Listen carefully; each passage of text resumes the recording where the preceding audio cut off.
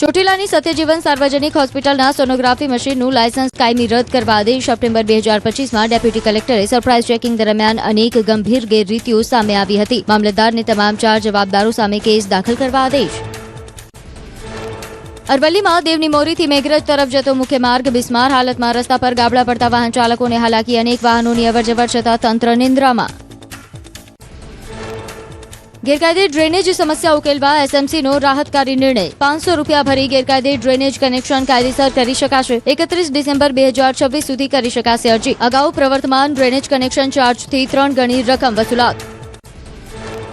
જૂનાગઢ જિલ્લા ભાજપ પ્રમુખ ચંદુ મકવાણાએ કલેક્ટરને પત્ર લખ્યો. તલાટી મંત્રીની કામગીરી સામે નારાજગી વ્યક્ત કરી. કચેરી સમય દરમિયાન ગેરહાજર રહેતા હોવાની રજૂઆત કરી. પ્રાથમિક આરોગ્ય કેન્દ્રમાં અસુવિધા મામલે પણ કરી રજૂઆત.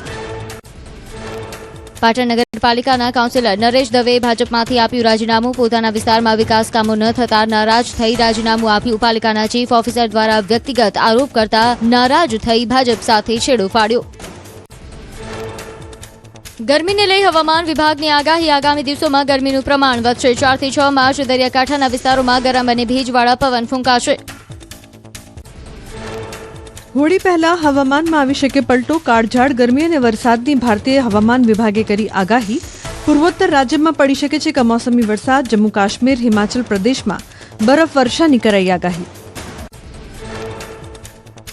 24 કલાક બાદ ગરમીનું જોર વધશે. ગરમીને લઈને હવામાન વિભાગની આગાહી. કેટલાક વિસ્તારમાં 3 થી 5 ડિગ્રી તાપમાન વધશે. તાપમાન વધીને 37 થી 39 ડિગ્રી પહોંચી શકે. ભુજમાં સૌથી વધુ 35 ડિગ્રી તાપમાન નોંધાયું.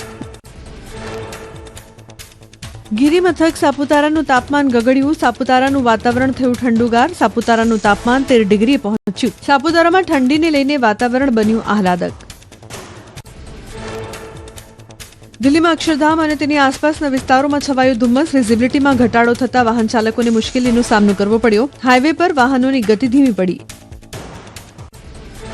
તમિલનાડુના તિરુવરૂરમાં સતત બીજા દિવસે ગાઢ ધુમ્મસની ચાદર છવાઈ. વિઝિબિલિટી ઘટતા જનજીવન અને વાહન વ્યવહારો પ્રભાવિત થયા. ધુમ્મસ અને ભેજવાળા વાતાવરણના કારણે પાક પર અસર થવાની ભીતિ. શ્રીનગરના ડાલ લેકમાં પ્રવાસીઓનો જમાવડો. શિકારામાં સવાર થઈ સહેલાણીઓએ માણી કુદરતી સુંદરતા. ડાલ લેકના શાંત જળમાં તરતા શિકારા અને હાઉસબોટ્સના દ્રશ્યોએ પ્રવાસીઓને મંત્રમુગ્ધ કર્યા. વડોદરાની ગોત્રી મેડિકલ હોસ્પિટલના એસીમાં બ્લાસ્ટ. સેન્ટ્રલ એસીના આઉટરમાં પ્રચંડ બ્લાસ્ટ થયો. ચોથા માળે બ્લાસ્ટ થતા દર્દીઓ અને મેડિકલ સ્ટાફ ગભરાયો. ચોથા માળની કુલિંગ સિસ્ટમ બંધ થતા દર્દીને હાલાકી.